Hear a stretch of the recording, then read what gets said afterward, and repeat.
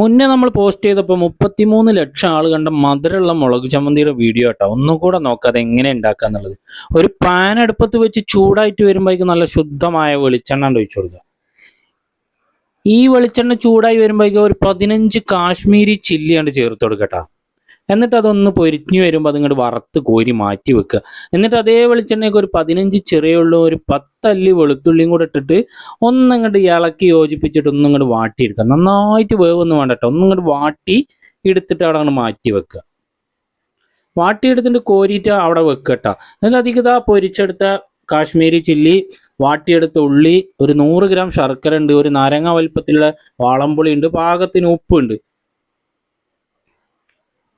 ഇതെല്ലാം കൂടെ നമ്മൾ ആ പൊരിച്ചെടുത്ത ബാക്കിയുള്ള വെളിച്ചെണ്ണയും കൂടെ ചേർത്തിട്ട് മിക്സിയിലിട്ടിട്ട് ഒന്നും കണ്ട് അരച്ചെടുക്കുക.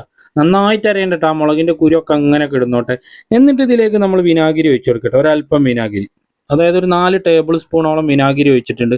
ഉപ്പൊക്കെ ഉണ്ടോ നോക്കിയിട്ട് പാകം ഉണ്ടെങ്കിൽ ഇപ്പോൾ സാധനം ഇല്ലയെന്നുണ്ടെങ്കിൽ ഇപ്പം തന്നെ ഇട്ട് കൊടുത്തിട്ട് ഒന്നും കൂടെ ഇളക്കുക. എന്നിട്ട് ഇത് ഇങ്ങനെ മന്തിയുടെ കൂടെ ഒക്കെ നല്ല ടേസ്റ്റ് ആട്ടാ. മന്തി കടയിലാണ് ഞാൻ അത് കൂടുതൽ കണ്ടിട്ടുള്ളത്.